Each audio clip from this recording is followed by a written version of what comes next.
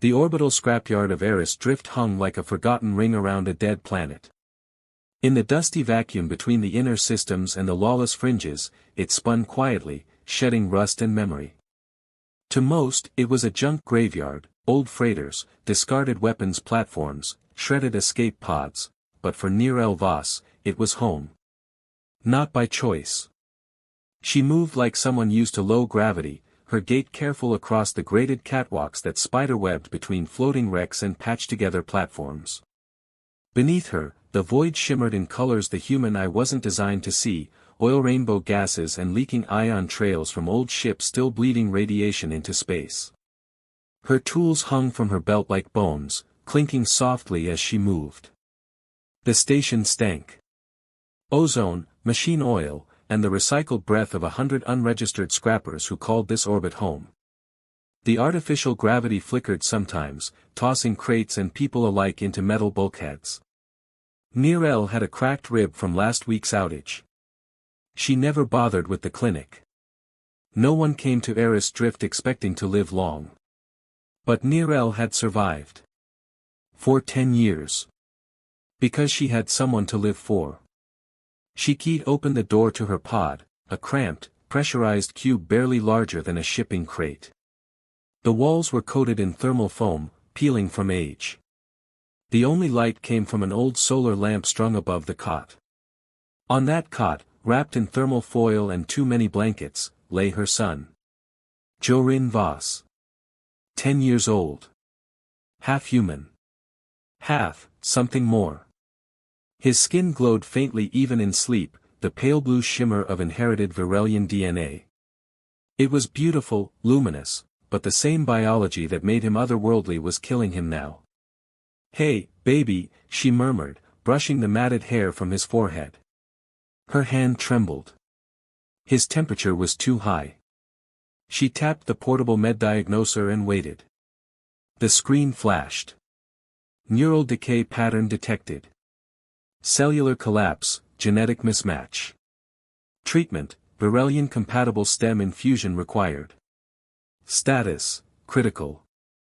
Nirel shut the device off. She'd seen the same message 3 days ago. And again yesterday. Every time it came back worse. Jorin stirred and coughed. His voice was weak. "Mom, thirsty."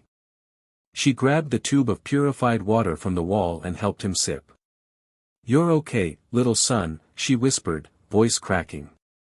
"We're gonna fix this." She lied. There was no cure out here. No medicine that could treat Virelian human hybrids unless you had access to medical tech that cost more than a scrapyard made in 10 cycles. The boy's alien half was failing, his neural pathways degrading under the radiation poisoning of the orbit. His human body wasn't strong enough to keep up. Every hour brought more damage. She had 2 options, watch him die, or try the impossible. The second option came with a name she hadn't spoken in years. Kalen Rith. She hadn't seen him since the day he left the outer belt. A Virelian, born to privilege, shaped by politics, and raised on sterile honor. Kalen had once promised her a future among the stars. Then he vanished. No explanation. No word. Just silence. She'd learned 2 months later she was pregnant.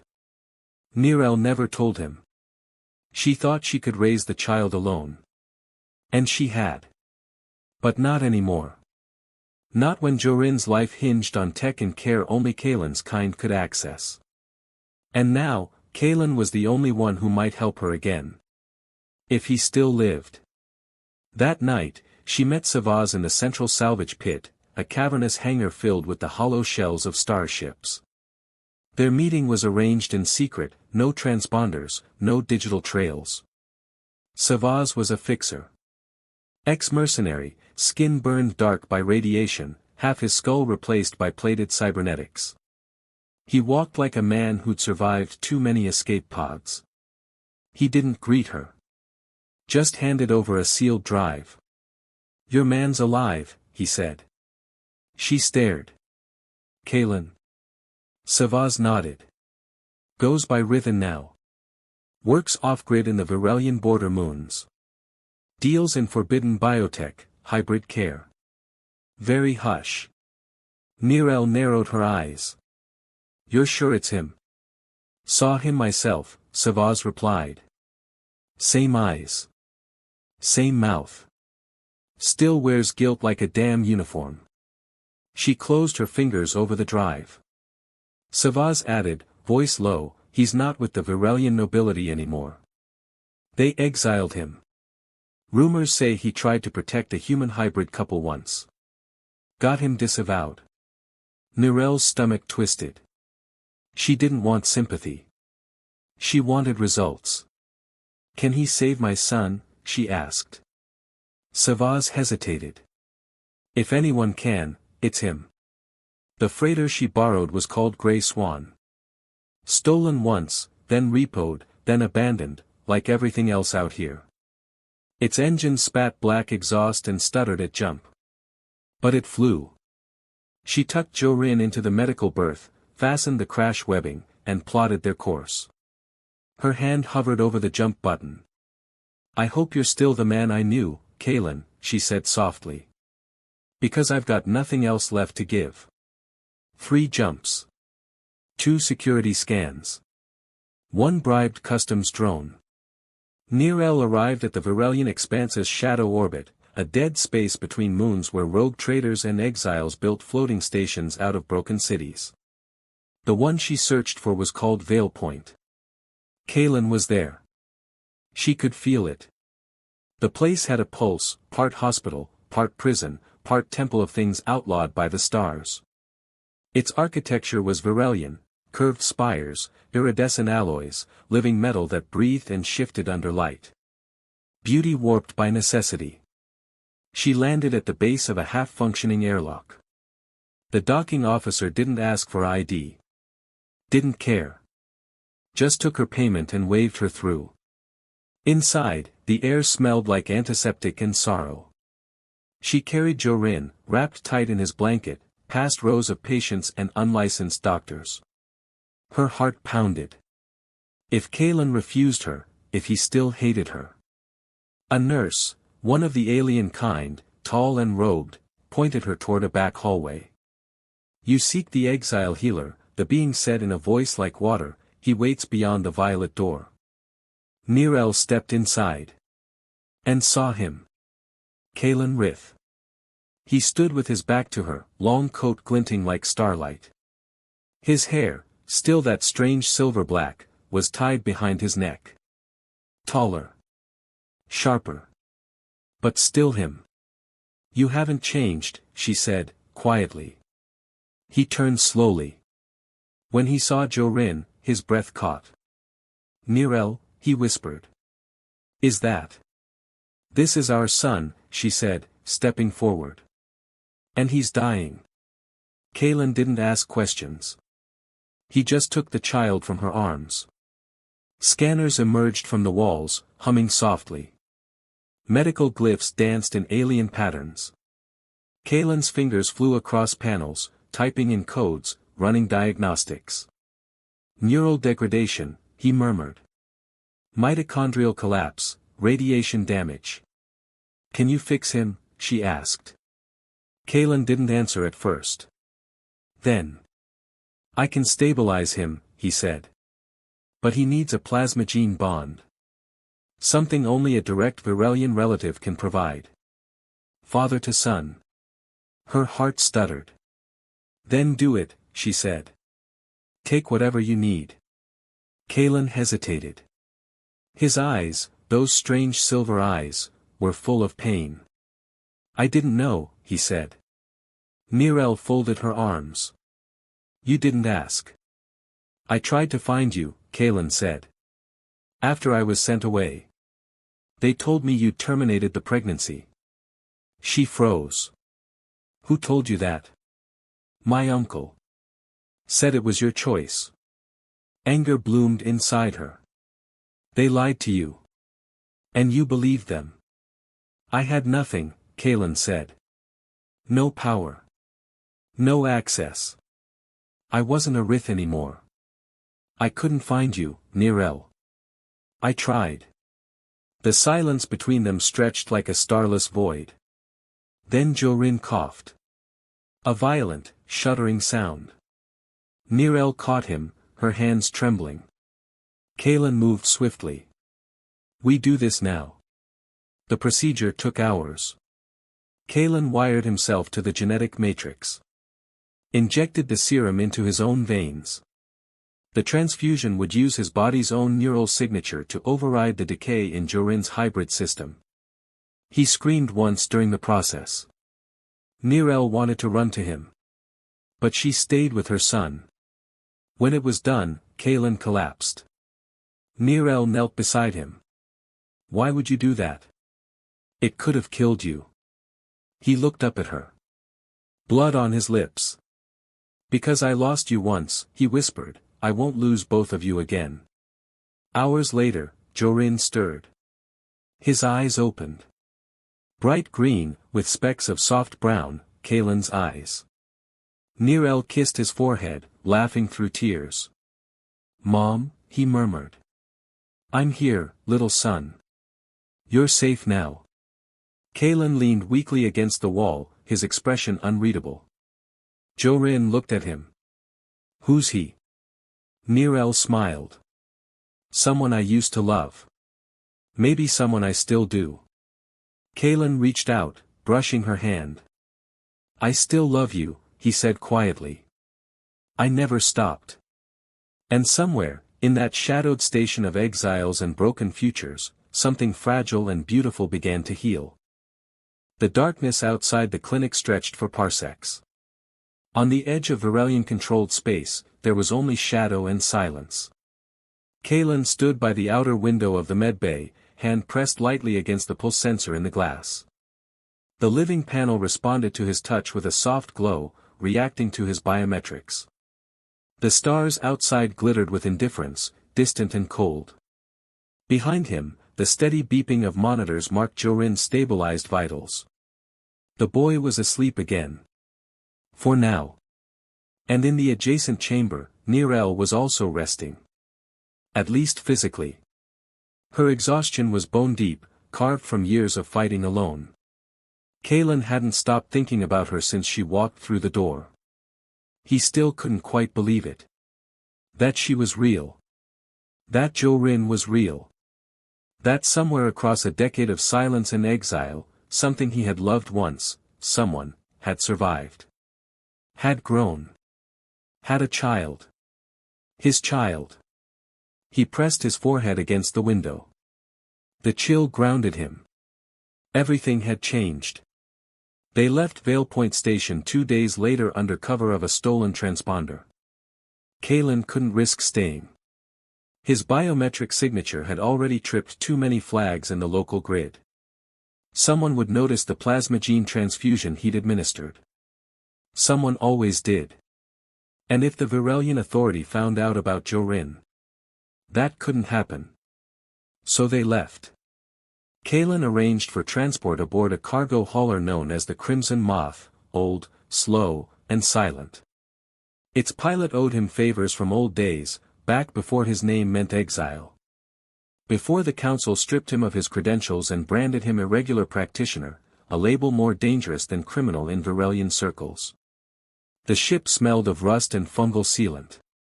Nirel hated it. But she didn't complain. Not once. Jorin recovered slowly, his skin regaining its subtle luminescence. But the damage done by the radiation on Eris Drift couldn't be undone with one transfusion. He would need a full-spectrum hybrid therapy. That meant reaching Valari. Kalen hated the idea. Valari was the edge of everything. No law. No shields. No mercy. A place where people traded children for oxygen canisters. Where tech lords ran hospitals like gambling dens. A place he had once called home. But Valari also held a woman named Sira Elin. And if anyone could finish what he started, it was her. The journey to Valari took 4 days. Long enough for silence to become unbearable. Kalen tried to keep busy. He recalibrated Jorin's neural pulse device. He upgraded the oxygen recycler. He triple-checked the cargo manifest. But he couldn't stop watching Mirel. The way she leaned over her son with soft words. The way her brow furrowed when she was lost in thought. The way her fingers still curled slightly when she fell asleep, like she was holding something invisible. She hadn't forgiven him. Not really. But she let him sit near her. That was something. One night, after Jorin had drifted to sleep, she joined him in the engine corridor. The lights were dim. The hum of the warp drive made everything feel like a heartbeat. Kalen didn't speak first. He never did. He looks more like you every day, she said, her voice low. Kalen smiled. I see you in him, too. The fire. He almost died. He nodded, shame thick in his throat. I know. I was alone, she whispered. Kalen looked at her. I didn't choose that. Mirel turned to face him. Her eyes were darker than he remembered, like they'd absorbed years of grief and turned it into steel. You didn't fight for me, she said. You believed them. I was 17, Mirel. They took everything. Stripped my credentials, locked my records, exiled me to a moon that doesn't exist on the charts. I would have waited, she said, softer now. I would have followed. He stepped closer. Close enough to feel her warmth. To remember the nights they spent curled up in the belly of his father's broken shuttle, whispering plans of a future among the stars. And now, he asked, his voice rough. Would you still follow me? Mirel looked away. Ask me when he's safe. Valari came into view like a bruise against space. A former terraforming station, now a twisted maze of markets, mechs, and makeshift towers. Whole sectors had collapsed under years of war and neglect. Fires burned in low-oxygen zones. Plasma graffiti danced along corridor walls in unauthorized glow. It was chaos. And deep in its heart stood Elan Haven, a hybrid clinic so secret it didn't exist on any network. Run by Sira Elan, Kalen's former mentor, and former friend. Their last conversation had ended with thrown instruments and burned files. But desperate times. They disembarked under falsified names. Kalen disguised his biometrics. Mirel wore a pressure cloak. Jorin slept in her arms. No one looked twice. Inside the clinic, Kalen felt time fold in on itself. The architecture was old Varelian, gentle curves, bioluminescent trim, antiseptic air. Everything smelled of clean metal and quiet regret. Sira was waiting in the central lab. She hadn't aged. Same sharp eyes. Same poised grace. But Kalen saw the edge in her now, a weariness in the way she held her shoulders, a tremor she tried to hide. She didn't greet him. Just looked at Mirel. Then Jorin. This is the child, she asked. Kalen nodded. And this is the human who broke your heart, she added, dryly. Mirel bristled. Kalen stepped between them. We need help, Sira. He's stable now, but he won't stay that way. Not without a full neurocascade treatment. Sira studied him. You came back. After everything. Kalen didn't flinch. I had no choice. Sira sighed, then motioned for them to follow. Let's begin then, she said. We can hate each other later. Over the next 2 days, they rebuilt Jorin's immune scaffold from the ground up. Plasma filters. Neural rewiring. Hybrid gene stabilization. Sira worked like an artist. Precise. Elegant. Exhausted. Kalen hadn't realized how much he'd missed her. How much he'd missed having someone who challenged him, who made him better. Mirel watched it all with wary eyes. She didn't understand the technology. But she understood fear. And she understood sacrifice. They barely slept. Sira administered the final cascade on the third night. When it was done, Jorin's vitals were solid. His body had stabilized. His hybrid cells had fused fully with his nervous system. He would recover. Slowly. But fully. The relief nearly broke Nirel.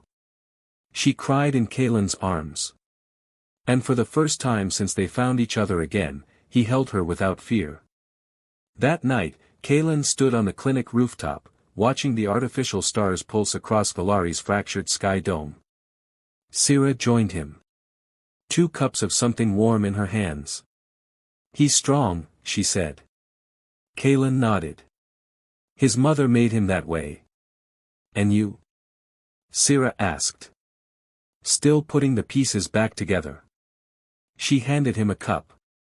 "You still love her?" He didn't answer. Sira smiled faintly. "I remember when you told me love was a distraction. That it had no place in medicine." Kalen chuckled. "I was a fool." "No," she said softly. "You were lonely." He looked at her. "And you?" "Still lonely." She looked down at the courtyard below, where a smuggler was unloading supplies. Talon Vex. A rough man with a soft core. She'd once saved his life. He'd never stopped returning the favor. "Maybe not," Sira said, her voice unreadable. Kalen tilted his head. "Do you trust him?" Sira nodded. "More than most." Then she added, "But not more than you." In the morning, Kalen found Nirel standing in the clinic's garden chamber. It was overgrown, unkempt. Wild vines curled along the walls. Jorin played nearby, chasing floating pollen with a laugh Kalen had never heard before. He approached her slowly. "You did it," she said, not looking at him. "We did," he replied. She turned then. Her eyes red. But peaceful. "I don't know what happens now," she said. Kalen stepped closer. "We find out together." She searched his face. "Even after everything?" Kalen's hand found hers. "Especially after everything." They didn't kiss. Not yet. Not here. But as Jorin ran toward them, arms wide, laughter in his voice, their hands stayed locked. The 3 of them, scattered by lies, rejoined by need, stood under the artificial stars of a lawless moon. And for the first time, it felt like a beginning. Sira Elin had long ago stopped watching stars. They were beautiful, yes. Glorious in their cold fire. But in her experience, stars had always been too far away to help anyone who needed saving. She had once believed in ascension, spiritual, scientific, both. The Varelian elite had taught her that light was everything. That beneath light, truth was born. Then came the collapse. And she learned that in darkness, truth endured better. The underground clinic she ran, Elin Haven, was carved from an old terraforming rig buried deep in Valari's crust. The walls were laced with memory metal that bent to her needs, reinforced with scavenged alloys and black market shielding. Even its location had to remain fluid, shifting as power changed hands in the slum cities above. Her patients came in silence. Or bleeding. Or not at all. She rarely asked names. She offered no promises. Only care. And for that, she had become legend, the healer below, the Grey Lady, the half-blood whisperer. She hated all of those names. They were too distant from who she used to be. She watched them now from the shadows above the clinic's central courtyard, Kalen, Nirel, and Jorin, walking together beneath a sunlamp arch blooming with engineered vines. The boy was smiling again. Nirel's shoulders had dropped, the way people do when their world finally gives them a moment to breathe. And Kalen. Kalen had changed. When he had studied under her a decade ago, he had been brilliant but reckless, too idealistic for his bloodline. She'd warned him that love, especially across genetic boundaries, was a rebellion that no title could protect. He'd ignored her. She had admired him for it. Maybe even loved him for it, in her own way. But she had also known how the story would end. Exile. Scandal. Ruin. He'd paid for his defiance. And now, so had she. Every choice had brought her here, into the Earth's belly with nothing but broken tech and second chances. She saw the way he looked at Nirel. She envied it. Not Kalen. Not their bond. Just, the ability to look at someone like that. To believe it still meant something. Later that night, she scrubbed her hands clean of synthetic blood and sealed her surgical apron into the incinerator. 3 hybrid infants in stasis. 1 full-splice human with bone marrow distortion. 2 patients in cryo-awaiting plasma mapping. Every shift was a battlefield. And still her mind wandered. To the ones who had already begun healing. She moved into the storage chamber, massive, poorly lit, full of shelves scavenged from crashed research barges. And found him there. Talon Vex. Smuggler. Pilot. Pain in her ass. He was loading synth gas cartridges into a crate marked medical non-declarable. His arms flexed under the strain, cybernetic joints hissing softly as he lifted.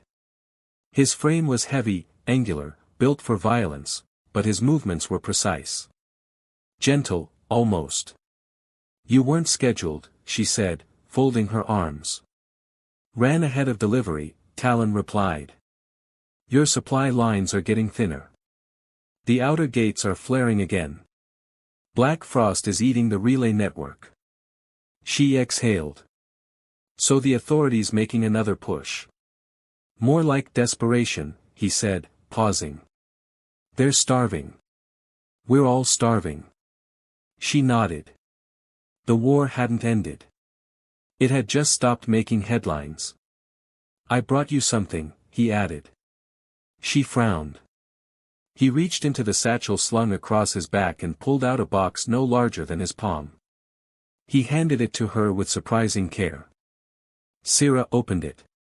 Inside, nestled in padded fiber, lay a Vertium pulsar core, a surgical-grade amplifier capable of enhancing cellular regrowth. Extremely rare. More expensive than half her clinic combined. She stared. Where did you get this? She whispered. Talon shrugged. Stole it. Sort of. She narrowed her eyes. From who? Does it matter? It does when they come looking. He smirked. No one's coming. She watched him, heart twitching in a way she didn't like. Why? Because you saved my life, he said simply. Twice. This is me trying to return the favor. I didn't ask for favors. Then don't think of it like one. He turned back to the crate.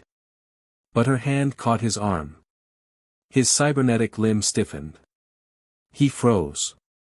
Thank you, she said softly. He looked down at her fingers. You're welcome. They didn't talk for another hour. Just worked. Packed. Sorted. Filed. But something had shifted. And for once, Sira wasn't the one afraid of it. That night, after the lights dimmed and the generators fell to low power, she sat alone in the lower atrium. Her datapad displayed patient logs, but she didn't read them. Instead, her thoughts wandered. To Talon's hands. To the sound of his voice in the dark. To the warmth in his eyes when he said you saved me. She hated herself for thinking about him. For letting herself wonder. Because she had loved once. Deeply. Desperately. And that love had ended in ruin. 12 years earlier. The war was young. Hope still bloomed on rebel lips. Sira had worked as a combat surgeon for the Hybrid Alliance, a network of human and alien resistance fighters who believed love and lineage shouldn't be defined by genetics. Her partner, Marev, was a pilot. Full-blood Virelian. Beautiful, stubborn, radiant with purpose. They had planned to marry after the siege of Ioneer Base. But the base never held. The authority came through the storm wall with fire and steel. Merev died in orbit, shot down by a friendly vessel hacked by authority code. Sira had screamed into comms for hours. They never responded. After that, she stopped speaking Virelian. Stopped calling herself by her birth name. Sira Elin had died in that battle. Only the healer remained. And yet now, she was healing again. Herself. Slowly. In pieces. And the man helping her do it was not perfect. He was rough, damaged, hiding as much pain as she was. But Talon Vex made her believe that maybe, just maybe, she wasn't alone. He came to her the next evening. Brought no crates. No deliveries. Just a bottle of off-world spiced tea and 2 mugs. Figured you might want to talk, he said. She didn't reply. Just motioned him in. They sat on opposite sides of the med lounge, sipping in silence. You don't have to stay, she said. I know, he replied. So why are you here? Talon looked at her. Because you don't scare me, he said. And that was the most dangerous thing he could have said. Because Sira wasn't used to people seeing her as anything but dangerous. They kissed that night. Not with heat. Not with hunger. But with need. 2 broken things pressing together, hoping they might hold. His hands cradled her jaw as though she might vanish. Her fingers curled into his shirt like she was anchoring herself to gravity. They didn't sleep together. Not yet. But they held each other. And for Sira, that was far more intimate than anything physical. The next morning, she woke up to an alert on her private terminal. Virelian authority signal detected. Proximity, 23 cents. Trajectories intersect, 17 hours. She cursed. Kalen was still here. So was Jorin. They couldn't stay. She met Talon in the loading bay. We need to move them, she said. Now. He nodded. No questions. Just action. Within an hour, the Crimson Moth was airborne again, rerouted through fractured space. Kalen, Nirel, and Jorin aboard, headed for a safe station outside the authorities' reach. Sira stood on the launch deck as they disappeared into jump. Alone again. Except, she wasn't. Talon was behind her. You're staying? She asked. Unless you throw me out, he replied. She didn't. Instead, she reached for his hand. And this time, she didn't let go. The ship called Crimson Moth was never built for silence. Its engines were old. The plating rattled when they hit sublight. The life support systems wheezed in that particular tone that meant almost broken, but not quite. And the gravity stabilizers groaned when too many people shifted at once. Talon Vex liked that about her. Because silence had a way of bringing ghosts. And he had more than most.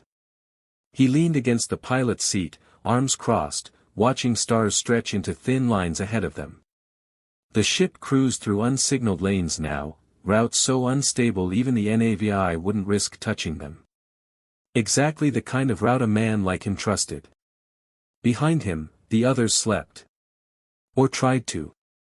He'd seen them all over the last few days, Kalen, obsessively monitoring medical diagnostics, Nirel, pacing like a caged storm, Jorin, now healthy but dreaming with little jerks of movement in his sleep, like a child whose body remembered too much.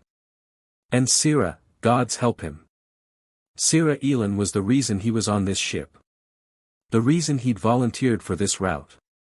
The reason he hadn't run when the Virelian Authority sent out their latest kill order with his name marked on it. She'd broken through his armor. Not with kindness. Not with grace. But with honesty. With quiet. With the way she saw him. No one had done that in years. He didn't always used to be like this. There had been a time, long before Valari, long before exile, when Talon Vex had a name people feared. A pilot for the Black Veil Fleet. A tactician. A killer in the shadows. He'd run missions across a dozen worlds. Smuggled information. Rescued prisoners. Bombed authority outposts. His name was on more wanted lists than most people had friends. Then he met someone. Callan. And for a few years, there was peace. They ran a courier ring together. Honest work, mostly. Enough to live on, maybe even enough to settle someday. Until the authority raided their station. Said someone in their network was moving forbidden hybrid tech. Callan didn't survive the interrogation. Talon did. And he hadn't stopped running since. But here he was now. Back in the cockpit of a ship too old to matter, ferrying a child who shouldn't exist, a doctor who shouldn't practice, and a woman who made him believe, for the first time in a decade, that maybe redemption wasn't a lie. Sira. He didn't know when it had started. The way he'd lean a little closer when she spoke. The way he remembered how her mouth tasted like burned cinnamon from those ration teas she always drank. The way her voice settled behind his ribs and stayed there, long after she was gone. He wasn't good at love. Not anymore. But he wanted to try. If she'd let him. The ship jolted. Talon was instantly on his feet, fingers racing over the controls. A red light blinked on the NAV console. Unregistered signal detected. Pulse type, military, scrambled. Vector, intercept trajectory. He cursed under his breath. Of course. A knock behind him. Sira's voice, quiet but sharp. You felt it too. He nodded. Intercept pattern. Authority or mercs? Sira stepped forward, reading the console. Her eyes scanned with practiced speed. We can't let them take the boy. Wasn't planning on it, Talon muttered. But if they jam our drive, we're dust. What do you need? He looked at her. And for a second, he forgot the beeping. The red lights. The dread. Because she was there. Standing steady. Hair braided back. Sleeves rolled. A woman who had no time for fear. You, he said, and meant it. She blinked. I need you to stay near Jorin. Keep him safe. She wanted to argue. He could see it. But she nodded. Before she left, she touched his arm. A brief, fierce grip. He watched her go. Then turned back to the storm. He killed the lights. Took the ship into manual override. Shifted the signal polarity of their ID beacon until it read like a broken asteroid hauler. Cut the external heat trace. If they were lucky, they'd pass unnoticed. They weren't lucky. 2 ships dropped from FTL. Black hulls. No identifiers. Talon didn't need a scanner to know who they were. Authority Black Horizon units. Elite retrieval teams. Silent. Fast. Lethal. They weren't here to scan. They were here to take. We're not going to outrun them, Callan said from behind, now awake and fully suited in bioarmor. His face was pale. No, Talon said, but we can mislead them. He handed Callan a tablet. This pod's on an eject rail. Has enough thrust for 30 minutes of drift. We load it with Jorin and send it eastward, silent mode. Then we pull west. And if they see, they'll follow the bigger blip. Us. Callan's jaw tightened. I won't let him go alone. He won't be, said a third voice. Sira. Fully armored now, her medical rig packed into a thin case. I'll go with him. Talon looked at her. Sira. You said you needed me to protect him, she interrupted, so let me. Callan hesitated. But then nodded. We'll draw fire, Talon said. You get clear. Rendezvous at coordinates, Station 9, drift axis. I'll send the signal when it's safe. Sira met his eyes. For one long moment, everything fell away. "Come back," she said. He stepped close. Touched her cheek. "I will. You better be there." And just like that, she was gone, down the corridor with Kalen and Jorin, into the escape pod. The release was clean. The pod vanished into the black, invisible to most sensors.